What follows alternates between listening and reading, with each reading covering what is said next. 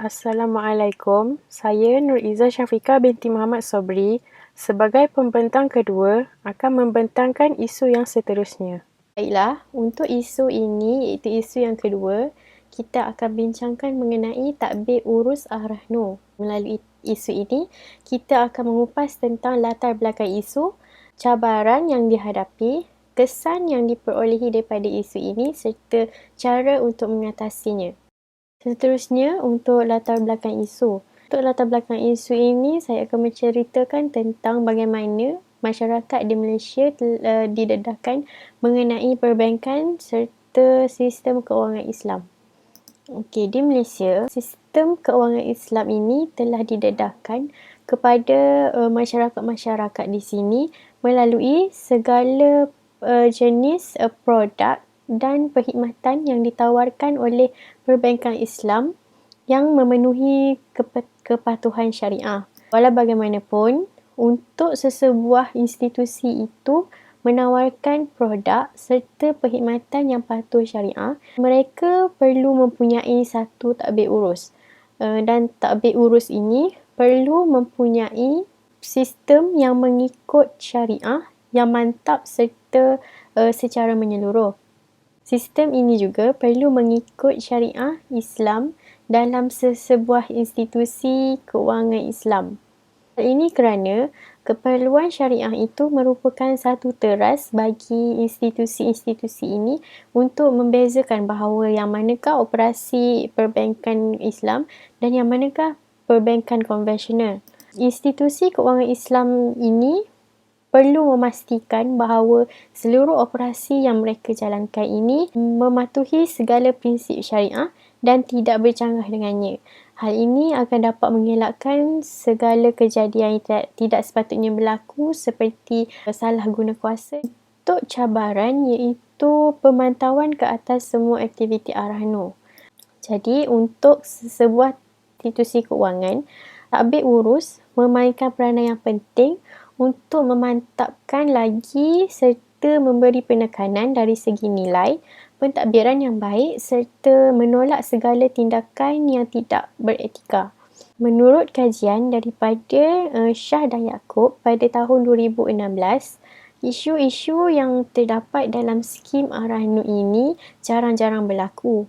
Dan setakat tahun 2016 saja masih tiada lagi kes-kes yang melibatkan Ar-Rahnu dibawa ke mahkamah untuk dibicarakan. Namun, terdapat kes-kes yang melibatkan pelanggan serta pihak institusi kewangan mengenai pertikaian yang berkaitan dengan manual operasi yang digunakan oleh institusi-institusi tersebut. Bagi menyambung tajuk sebentar tadi, itu cabaran, pihak pengurusan menghadapi satu lagi masalah iaitu apabila pekerja mereka tidak memberikan sepenuh komitmen serta tidak mengamalkan etika yang bagus semasa menguruskan tadbir urus. Apabila hal ini berlaku, banyak kes-kes seperti pertuduhan pecah amanah seperti contoh yang saya lampirkan di sebelah slide ini. Ini adalah antara salah satu kes yang pernah muncul di dada akhbar berita harian. Hal ini menunjukkan bahawa tidak semua pekerja melakukan tugas dengan sepenuh komitmen dan mengamalkan etika yang bagus dalam pekerjaan mereka.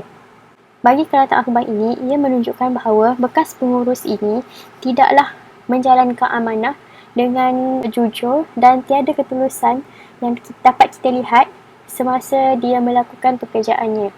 Untuk kesan kepada institusi Ar-Rahnu, kesan yang pertama adalah ia ini dapat menjejaskan kepercayaan masyarakat terhadap institusi kewangan Islam. Hal ini kerana sikap dan budaya negatif yang masih berleluasa dalam kalangan kaki tangan di institusi kewangan yang menyebabkan kepercayaan masyarakat kepada mereka semakin merosot.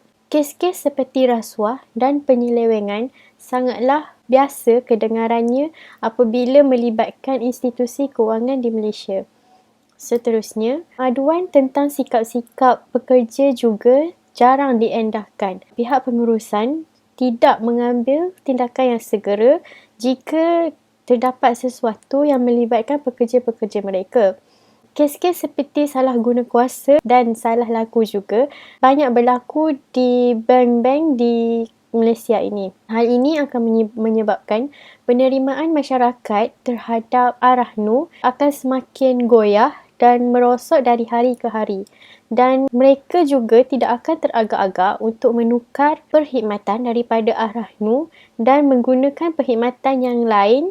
Dan akhir sekali, sambutan awam terhadap perkhidmatan ini amatlah memainkan peranan yang penting untuk memastikan pembangunan institusi kewangan Islam semakin membangun, lebih-lebih lagi di era yang mencabar ini.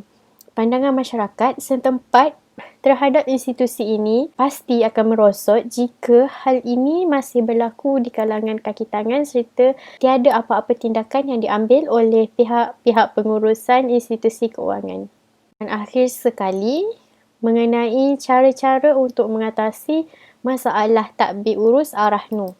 Yang pertama sekali, pihak pengurusan ataupun pihak bertanggungjawab boleh mewujudkan satu badan untuk mengendalikan serta mengambil sepenuhnya tanggungjawab sebagai pemantau dan bertanggungjawab sepenuhnya tentang UMNO. Dengan ini, aktiviti-aktiviti UMNO lebih terjamin dan pihak pengurusan semestinya memberikan taklimat yang penting kepada para pekerja yang akan dipertanggungjawabkan mengenai keseluruhan aktiviti UMNO. Hal ini dapat mengelakkan sebarang ketidakpastian mengenai UMNO serta melancarkan proses aktiviti yang akan dijalankan. Pihak pengurusan juga hendaklah memantau segala prestasi dan aktiviti-aktiviti UMNO melalui laporan secara berkala oleh pihak yang telah dilantik. Mereka juga hendaklah mengkaji serta mengambil sepenuh perhatian terhadap perkara-perkara yang berikut seperti prestasi aktiviti UMNO serta penggadai yang bermasalah dan apakah tindakan susulan yang perlu diambil bagi menyelesaikan masalah tersebut. Untuk cara yang kedua, pihak-pihak yang bertanggungjawab perlu menerapkan nilai-nilai wasatiyah seperti amanah dan ketulusan yang merupakan asas dalam perbankan Islam.